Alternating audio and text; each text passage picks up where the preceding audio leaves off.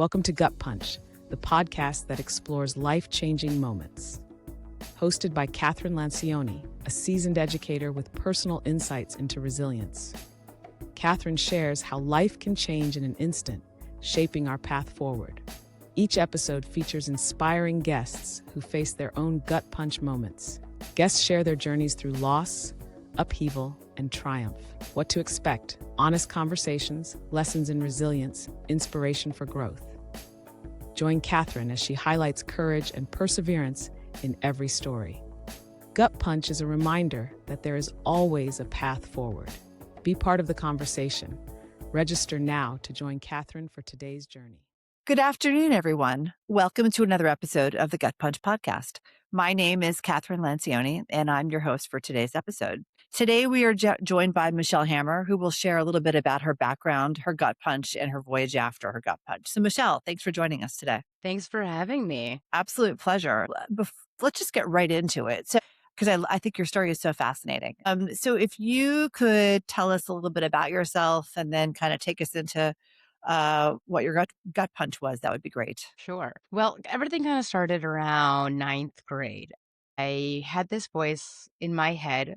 I didn't know that everyone didn't have a voice in their head. I just thought that I had one that was very kind of mean. I was kind of being told, don't say anything, stop talking, everything you say is dumb, everything you do is dumb, just stop doing anything. And what that did to me was make me very quiet, very introverted, made me not want to speak a lot. And because of that, my mother noticed erratic behavior and tried to get me help, but I thought she was trying to hurt me, sabotage me, or want me dead because that's Right. what the voice in my head was telling me. Yep. So when I kind of like graduated high school, went off to college, I thought that I was free of her, everything was going to be great. And for the first few weeks of college, everything was awesome. And then all of a sudden, I started having those same thoughts about my best friend, my roommate, that she was trying to hurt me, sabotage me, or want me dead. And that's when it really just clicked in my head. Something is not right. Something is wrong with me. And that's Right. when I made an appointment with the health center for an appointment with with a therapist. And Yep. in about 15 minutes, he went through a checklist and said, I think you're bipolar. And then gave me one of those pamphlets, those lovely pamphlets with that girl crying on the cover saying, Yes. you have bipolar, like, what's next? I was like, okay, well, that's great. I was put on medicine that didn't do well for me because I'm not bipolar. And Right. things just went crazy from there. And in college, I went to the psych ward 3 separate times. And then after Wow. college, I was more open and honest with a doctor. And they were like, you have schizophrenia. And I like to say that that's the best thing that ever happened to me because then I got treated for the correct illness. So I just want to interject here. So does it happen often that schizophrenia is confused with bipolar or vice versa? I would say it is often confused with bipolar because there's such a spectrum illness that you're going to be diagnosed with something else first, depending on what your symptoms are. And also in college, it is so easy to get diagnosed with bipolar. So, it's just such an easy diagnosis to have in college because you're kind of erratic. You're all over the place. Oh, Yeah. there's so much binge drinking, and then there's so much homework to do at the same time. Everybody's very frazzled. So it's easy to get diagnosed with a mental illness, especially bipolar in college. It's like the easiest diagnosis you could get. So they're Yeah. going to diagnose you with that first, and not necessarily diagnose you with schizophrenia because that's also going to really scare somebody. Because, when you Right. hear schizophrenia, you automatically go to the worst case scenario when really there's such a spectrum that some people could have it and you wouldn't really even know. Well, why don't you? So if you could talk to us a little bit about, um, we've had some folks on the show before. We've talked about bipolar, but we haven't talked at all about schizophrenia. So if you could talk about kind of um, what it is and the spectrum that it's on, I think that would be super helpful and a great place to start. Yeah, sure. Well, there's three main symptoms to schizophrenia. It's called positive symptoms, negative symptoms, and cognitive symptoms. The Okay. positive symptoms don't mean they're a good thing. It's an add-on to your personality, like having hallucinations or delusions. The negative symptoms don't mean they're just bad. It means it's a takeaway from your personality, like being really isolated, not talking to people, being really introverted, things like that. And then cognitive symptoms are kind of like just how you can process information, how Okay. you understand people, how you take things in, what your IQ is. So it's like don't need all of those symptoms to be diagnosed with schizophrenia. You could have a few of each or just Yep. have some of them, but it's really a spectrum of what you could have. And there could be really severe cases, there could be really not severe cases, but so you never really know what's going on. But of course, when people hear that word schizophrenia, they're like, oh my God, because they're like, Yeah. I saw a movie and then the person was schizophrenic and then they didn't take their meds and they were absolutely crazy and violent and they hurt people and they killed people. And are you like that? I'm like, do you think that I'm like that? Yeah. So that little voice inside your head, that was part of your schizophrenia, right? Mm-hmm. Do you still, now that you're taking medication, and we'll get into what you're doing, but do you still have that voice now? Or is it muted because of the meds that you're on? I mean, it's pretty much muted because of the meds that I'm on. Everything is muted because of the meds that I'm on. So thank Okay. God for that, really. Yeah, I It's was not gonna easy say. to get on the right meds, too. It's very hard to figure out your whole med regimen, and then you don't want to mess it up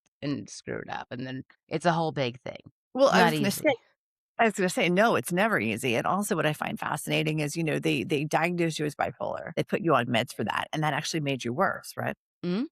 When you were diagnosed initially as bipolar Oh, and the yeah. meds that It made it so much worse because it was the wrong meds. And then everyone's telling you, take your meds, take your meds, take your meds. And I'm like, these are making it worse. It's making yeah, it worse. And no one's believing me because like I don't have bipolar, but right. they're telling me to take it anyway. And I'm like, they're making it worse, Yeah. Yeah. you So know? when you finally got that schizophrenia diagnosis, you said it was the best thing that ever happened to you. Why was that? Because then you could be treated for the correct illness. And being treated for the correct illness leads to a well managed life. And that's all Yes. you really want. Yes. And hopefully, I hope they didn't give you a pamphlet the second No, time around. I did not get a pamphlet. I want to redo those pamphlets because I can't stand them. I think that's an excellent, excellent idea. So talk to me about what you're doing with your nonprofit and how you're trying to help other people who are Yeah.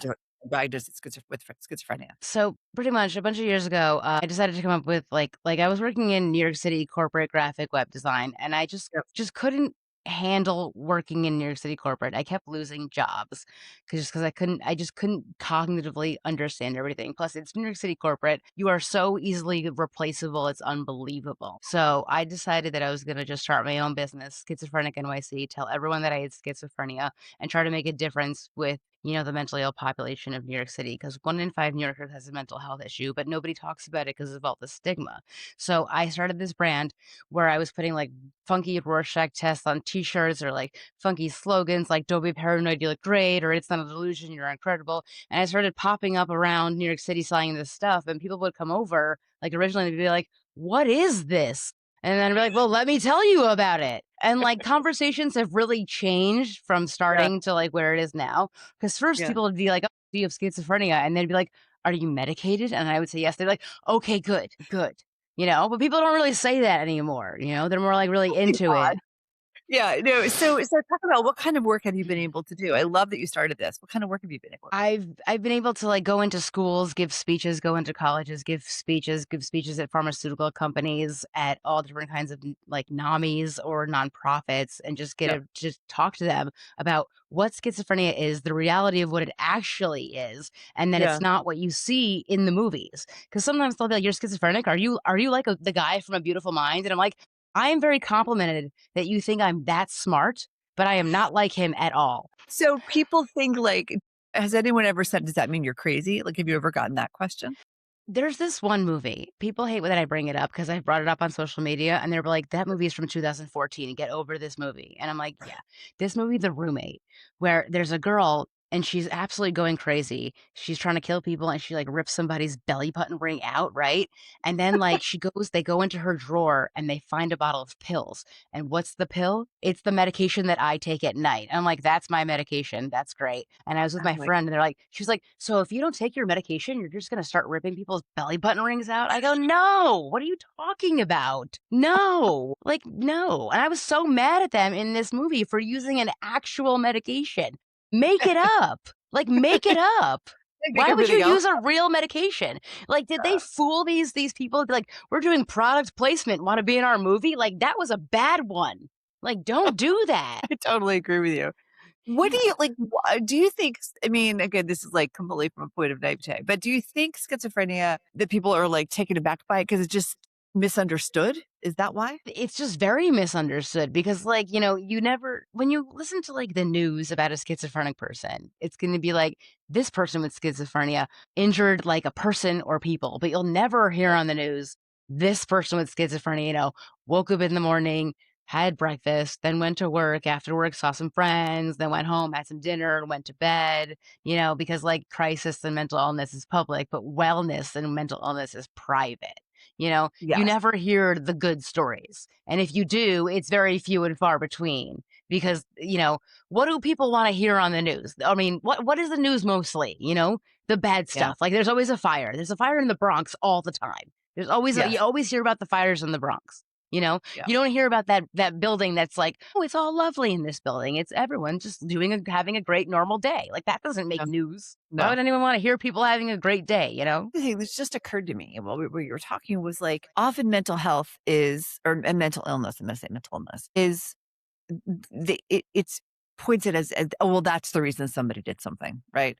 And that's not fair because that isn't necessarily the reason that somebody did something. It could be a factor, it could be an influence, but it may not be the reason. And I feel like we become a society where we're always trying to find what's the cause, like why did this happen? And that's not always the case. You know what I mean? People just like to blame mental illness. Like, oh, there's a new shooting, mentally ill, Let's just blame it all on mental illness, not about gun laws, all mental illness. That's the favorite thing. Yet they cut all the mental health bills. They cut all the mental health funding, but they love to blame mentally ill people. So it doesn't make any sense to me. Why are you cutting mental health funding, but then you're blaming all violence on mentally ill people? I don't understand that concept. It makes no sense to me. It doesn't. So building on what you said before, when you go into schools and you talk to kids about having schizophrenia, what do they think it is? Like when you start off talking to them, like what do they say? Like what kind of questions do they ask you? They kind of want to know like who am I talking to? Or like, don't you realize that like that person shouldn't be in the room when you're talking to them? Like, how do you not know that they shouldn't be there? Do they like once you explain it? Yeah, I think so. Plus, kids in high school, I think, understand more. It's more like adults that don't really get it. Yeah. Yeah.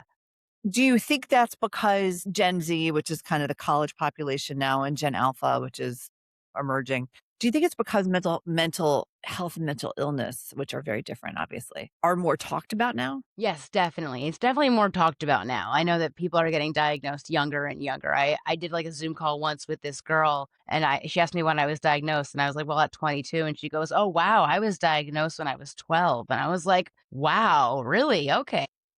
Yeah. Yeah. Yeah. And what kind of questions did she ask you?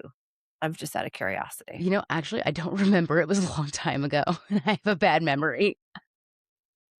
It's all good. And then when you go into companies and share your story with people, what's their reaction? They really like it because they're like, it's a person with schizophrenia who can talk well, speak about it, inform people, and people learn a lot, not what Yeah. they like the stigma of what they would think about it, of that a person that can't talk at all about it, or would be completely confused or just not well. So when I can speak about it well, when I can explain things to people, when people be like, oh, really, that's what it's like. People really enjoy learning about it from a patient's perspective and not just the doctor's perspective. Well, yes, because I feel like, on the show, we explore kind of all issues relating to mental health, mental illness, this concept of wellness. We've talked about all these things so far. And I feel like, there are some challenges people face that are more talked about. For example, autism, I think is talked about a lot these days, which is a good thing. I feel like bipolar disorder is starting to get talked about more. But to your point, schizophrenia is something that is not yet in that category. Why do you think that is? Because it's just stigma. There's so much more stigma with schizophrenia.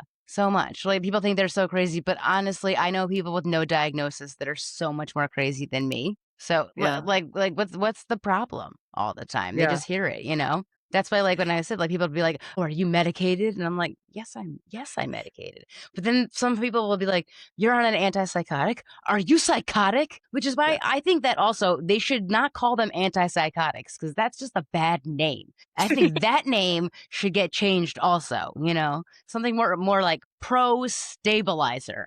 That's what I think. Something I better mean, than antipsychotic? That just sounds so bad to someone that doesn't know what it is. yes. So when you tell, okay, so I'm gonna say this, and you're gonna say, I'm just curious of your reaction. So when you tell people that you have schizophrenia, do you think they think you're crazy? Well, I mean, I guess it depends how much they've known me before they Yeah. find out, Yeah. because I'm Yeah. still the same person. You just know about the diagnosis. So I mean, I haven't changed, or No. maybe it explains a lot. I don't know. Have you ever do you tell people like when you first meet them, or do you wait to tell them? And has it ever changed a friendship because you told them and then they like all got all freaked out? Not that I'm aware of. I mean, one time I was taking this improv class and it was like the Yeah. last day and we were like all going to the bar after and I explained like, why I'm always wearing the same Don't Be Paranoid shirt. And there was just one girl in the class that just at the bar, she just kept staring at me in the weirdest way. And like, that's like one time where I noticed, I'm like, this person is definitely judging me. But Yeah. I really didn't care because I was like, this class is over. I'm never going to see her again. She can judge me all she wants, whatever. Yeah. But I Yeah. Well, definitely notice it there. But other it's people, I don't know. I don't really think so. well, that's good. I mean, I think the reality is like, the more we all as a society talk about this stuff, the more normalized, I'm not going to say normal, but the more normalized it becomes. And I think the more normalized it becomes, the more normal it becomes. And I know, when I'm Gen X, and when I was growing up, like, you did not, I mean, mental health was not talked about at all. It was, everybody was fine. You're always fine. You're good. You're great. All these words that have absolutely no meaning at all were used to describe everyone's daily habits. And it kind of was, I mean, I don't know what the breakthrough moment was. I don't know who it was that is tagged with like making mental health part of, and I mean, I know there are athletes like obviously Michael Phelps that have been champions of this, but I don't know who that person was. But in the past, I've been teaching a college for the past 16 years, and I know it has become much more front and center. And people want to talk about it. Whereas when I was growing up, it wasn't a link that you didn't talk about it, is that no one wanted to talk about it. Now people want to. And I think that's amazing. Yes. Because I think so, that's why when I heard your story, I was so moved, and I really wanted to have you on because I think that it's important for us to talk about autism, bipolar, schizophrenia, and any other thing that someone is challenged with. Because as you said, like, you hope that no one stopped being friends with you because they heard this. You hope that you being so open and sharing didn't change anyone's opinion of you, negatively. You hope that it would, if nothing else, enhance their opinion of you. I think that's a really important thing. If there's someone that's listening to the show that suffers from mental illness, whatever it is, how do you encourage them, or what are your tips for feeling comfortable talking about it, based upon what you've gone through? I mean, you're still the same person you've always been, like before other people knew about it. So if people just find out about it and they're going to judge you, they're really not worth their time. And your friends will always stick with you if they find out about it because you are still you. It's just a label. You're still the same person. You're not any different just because they find out about it. Just because they find out about it doesn't mean you've changed. You've been the same person the entire time. Is it, in talking about it, you're very matter of fact, which I just love. Some people are not. Some people are not comfortable being as matter of fact. How did you get to a place where you were just okay making it a part of your everyday? What got you there? I mean, I think I was just so sick of just hiding something so big in my life, and I was like, I think this also will explain a lot about me, so I just went for it. I just did it. I was just like, I'm going for it. Here I go. Did you have a moment afterwards where you were like, oh my God, I can't believe I said that? Did you ever have that? No, I did That's not. awesome. Did it feel liberating once you got it out? Yes, yes. I received a lot of Facebook chats and texts from people that I hadn't spoke to in years saying Yeah. congratulations or thank you or it was very brave. And some of those Yeah. people I was like, F these people, you know? Like you haven't spoken to me in years and this is the first thing you're saying to me? Like go away. Just go away. Everybody wants their 15 minutes of fame. No, but it is interesting when you share something like you did, to see what the response is. Um, I, I had a meeting with someone the other day, and she said, and I don't know if I agree with this or not, but she said, we suffer from something, whether it's something you've gone through or something that you live with on a daily basis, that it's selfish not to share it. And I thought that was really interesting because sharing is hard. It is hard. It is, because you become very vulnerable when you do that. Yeah. Yeah. And I said to her, I was like, I said to her, I'm like, I don't know if I agree with you. She goes, why? I said, "But because some people don't want to share that much." But she said, but she believed, like, she was very adamant about it. She's like, I really believe it's selfish. She's like, I don't think and it's selfish. It's not selfish. Some people just don't feel comfortable sharing with everybody.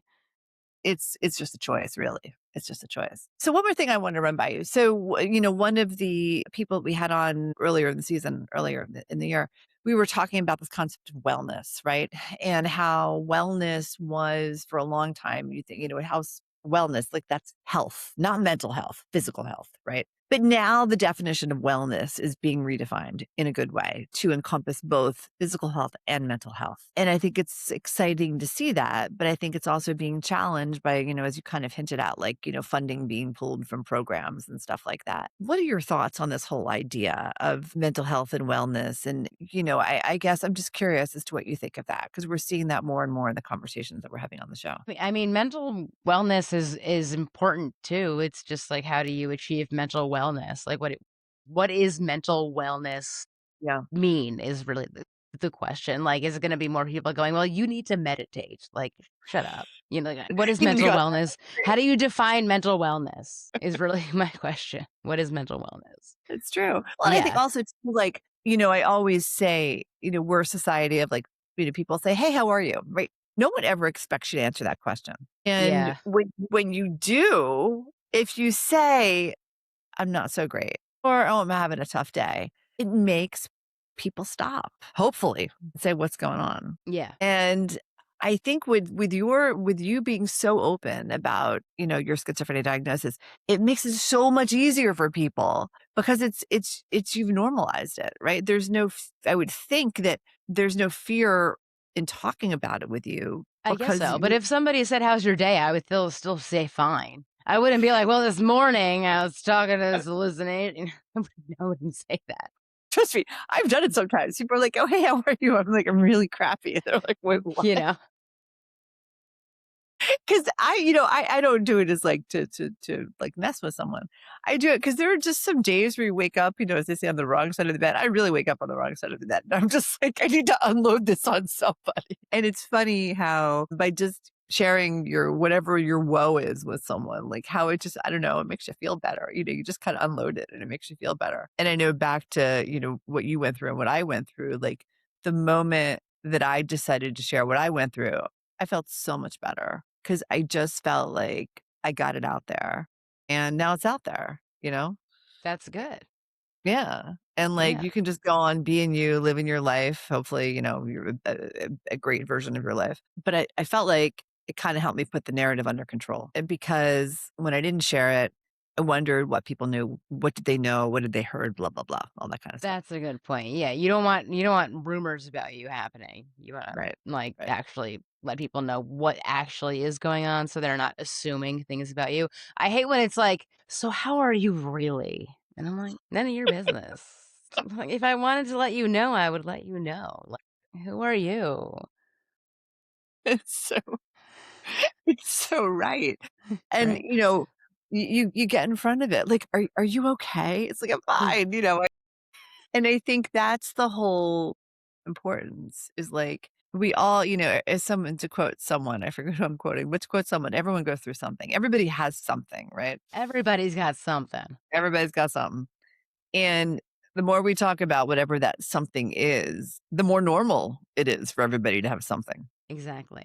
And we've become this, I'm not real big on social media, but we've become this like social media focused thing where we're filtered and, the right angle of a picture and all this kind of stuff. And at the end of the day, like, I don't know, like where does the comfort come from? I think the comfort comes from dialogue. And the comfort comes from sharing the emotions and being, I hate to quote it, but being real with people. And I just think that your approach to what you're doing is incredible. I do. And I wish more people were more open about talking about the stuff that they deal with on a daily basis, as opposed to everyone just being, oh, I'm fine, because we're all not. Mhm. So, question for you, and I ask this of everyone. If there's someone who's listening who feels stuck, whether, they're struggling with something personally or with a friend or whatever, what's your advice for helping them to just move on or figure out how to move forward? Any tips? I mean, for someone just struggling with, like, a friend or, like, whatever, I mean, ju I mean, you could just hang out with other people until things get better with that other friend. You don't have to focus too much on one person. There's other people around. Don't just dwell on one thing. There's many different people around. If you just dwell on one fight all the time, you're not going to be able to get anything accomplished because you're obsessing on one thing.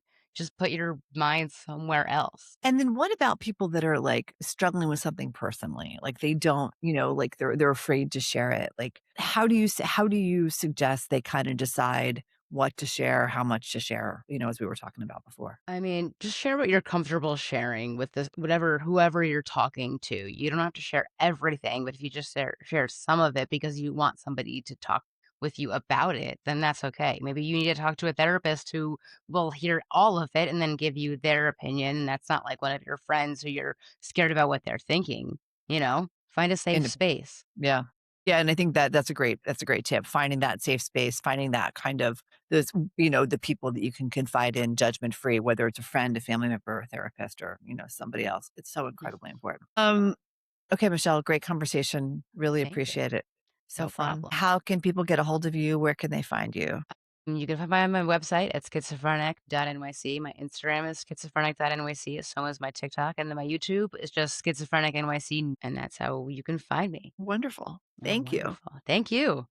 My pleasure. Thanks for being on the show. I really enjoyed the conversation. And as I said earlier, I really love what you're doing, respect what you're doing. And I think that you're making a difference every time you talk about your schizophrenia and what you've done through. I think it's amazing. So thank you for doing all the work that you are. It's good stuff. Thank you so much. That's so nice. Pleasure. All right. And everyone, thanks for listening to another episode of the Gut Punch podcast. We look forward to chatting with you next week. Bye bye. That's it for today's episode of Gut Punch. I hope you found inspiration, because no matter how hard life hits, there's always a way forward. Make sure to follow or subscribe to Gut Punch on your favorite podcast platform. If you know someone who could use a little inspiration, share this episode with them. Thanks for listening, and until next time, stay strong. See you in the next episode.